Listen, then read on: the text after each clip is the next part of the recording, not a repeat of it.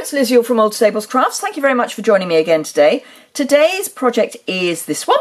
It uses one of my favourite stamp sets from the new annual catalogue. It is still new, it's only been out a couple of months. It's the Dandelion Wishes stamp set. I have made so many projects using this set. I just think it's just so pretty and has so many options with it. So this is today's project. We're using sponge daubers, we're doing some heat embossing, and let's get started. So first things first, we are using a Whisper White card base. So this is half a sheet of A4 scored down the middle. So that's our standard card base. And then for this section here, we're using one of my standard mat sizes, which is 5 5/8 by 3 7/8, 14 1/4 by 9 3/4 centimetres. All the information's in the blog post below, so don't worry about writing it down. It's all going to be there for you. Right, so the very first thing I'm going to do is the inking. So I have got a frame which I've made out of just a quarter sheet of it happened to be very vanilla, thick, very vanilla cardstock, and I've just cut a frame from the middle, and it's about 1.5 centimetres from each edge. And I know, you know, that's weird for me. Yes, 1.5 centimetres.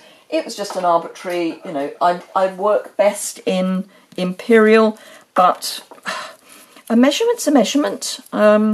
So 1.5 is 1.5. It's just in what measurement system. Anyway, so I'm popping this so that I've got it centred in that frame, and then I'm just using a few bits of washi tape just to make sure it stays put. It's going on the back of the Whisper White, so it doesn't matter too much if it is a little over sticky and tears. Then I'm going to use a sponge dauber. I'm having a major sort out at the moment, and one day I will do a new tour. But I'm having a major sort out so I can actually find everything. It's a novel idea. So this is my new dauber storage. So I'm using Bermuda Bay ink, and the key to this is less is more, building up layers. So start off and come on to the cardstock, and it will build up layers surprisingly quickly, and you want to try and avoid too much of these sort of splodges. You're going to get a few in, you know, in the top when you start, but they should hopefully blend together. So the idea is that you end up with this faded look, so that, well, it's just a nice look. But always start off the cardstock, so start on your frame so that you're less likely to get a sort of sudden ink dauber in the middle. And just keep that kind of gentle movement going so that, again, you don't end up with what I've just created there, some circles, because you stop. But the real key is to make sure that you come all the way down to the bottom, and although it won't necessarily show that there's an edge, when we remove the frame, trust me, it will show that you've got a complete edge. So pop that to one side, close up our ink pad, and when we take this off, famous last words that it's going to be sticky, when we take this off, come on, off you come. I cannot tell you how many times I've used that washi tape. You end up, see what I mean? That's actually a lot darker than you might have assumed it was going to be. And then what I would do is, with a dry piece of just kitchen towel, just buff over the top because that helps smooth out some of the markings. And you can see we're taking a little bit of ink off. Right, okay, I'm not too worried that we've got cloud look because we are going to stamp over the top. So I'm using Blueberry Bushel, and what I'm going to do is I'm going to ignore these three little pieces at the edge because I don't actually want them. So I'm just inking up everything apart from those three, and then I do need that still. Love it when my brain actually works. And then this I'm going to stamp sort of in the middle because we're going to have another one which will overlap, but so yeah, about there. Right, fingers crossed. Yes, and I actually wanted it coming off that edge because that's part of the whole look. So I'm going to clean this off. I'm going to clean it quite carefully because we're then going to use it with Versamark. So I'm going to be quite careful, and then I'm going to make sure I stamp it to get any residual cleaner, residual ink off, because what I don't ideally want is for anything else to transfer across. Right, before we put away our Blueberry Bushel, I've got the Sending Well Wishes Your Way stamp, and that I'm going to come in and tuck it underneath, hopefully square.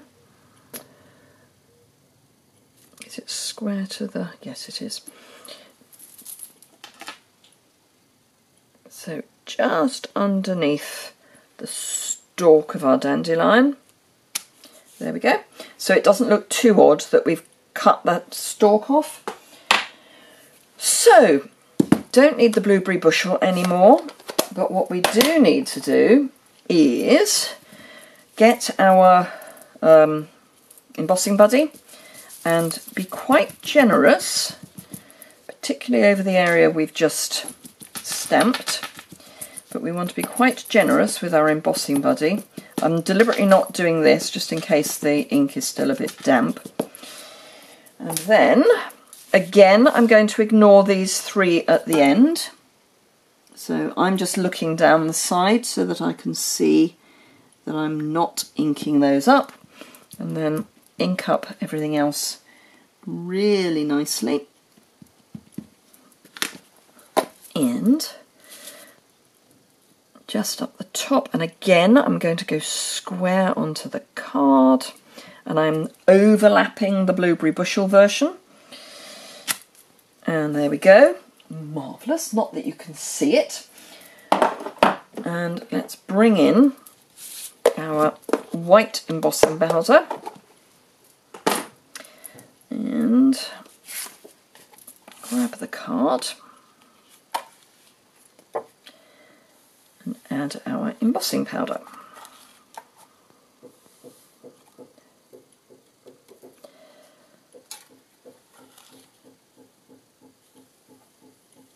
Okay, now that we can see where our dandelion is stamped, here's a little trick. So I brought out the Happy Birthday Gorgeous stamp set, and if I grab, let's see, I want a slightly larger than I need, but I'm going to have to go very much larger, the D block. I've brought out this, it's actually the string for the balloon. Now, someone mentioned in an earlier video that these short stalks they find irritating, and I kind of know where they're coming from. So I looked through all my stamp sets to find a very narrow straight line, because what we can then do before we actually heat set, we can stamp.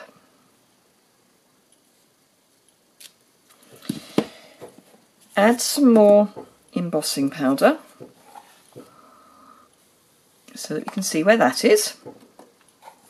You see I've joined it up perfectly by miracle. Then I'm just going to bring in a scrap of card and ink up again. Let's see if I can do as well second time around. Probably not, but we'll give it a go. And again, just stamp. Bring in the embossing powder, and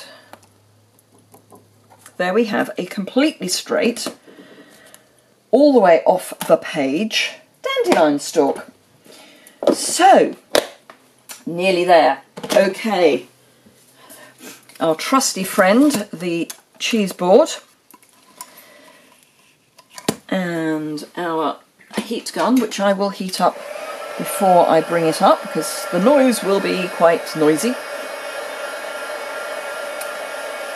That's better.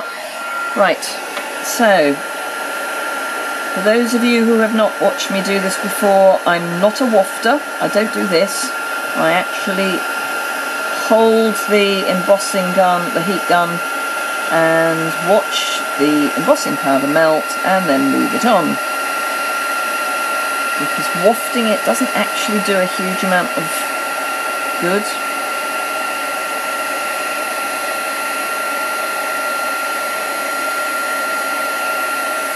And then at this point I will just heat everything to try and help flatten out the card a bit. You will find that the card will buckle a little from the heat. Less so, I find, using my cheese board because the heat reflects back up, so it melts faster. Right, okay, so basic pearls and my picker tool, and I'm using this very sharp piercing end, and all I'm going to do is just add some of these pearls to predominantly the white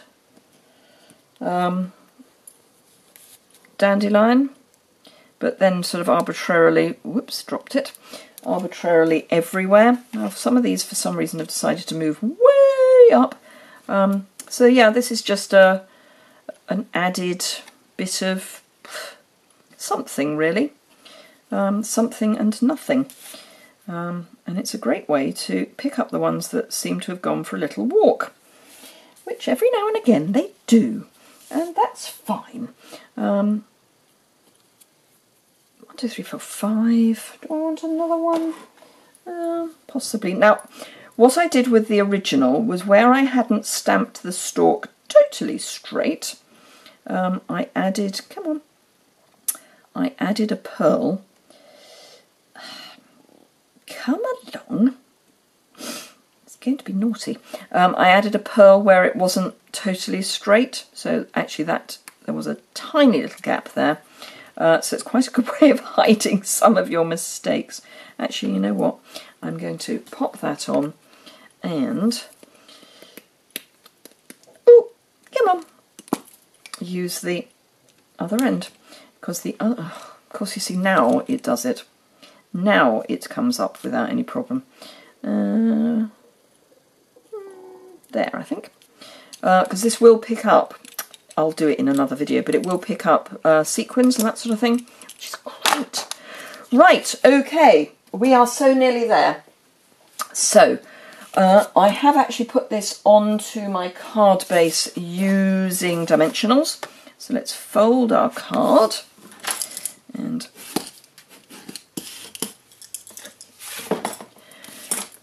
grab, this is actually a great time to use up, if you've got any edge pieces, it's a great time to use them up.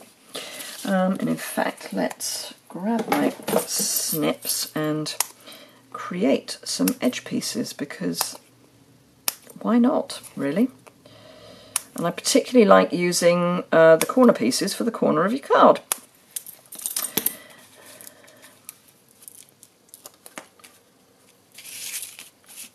So let's just pop these on in a fairly arbitrary way.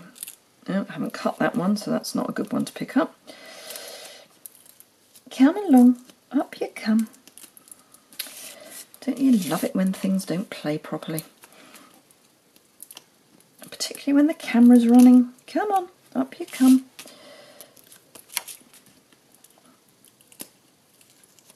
Come on.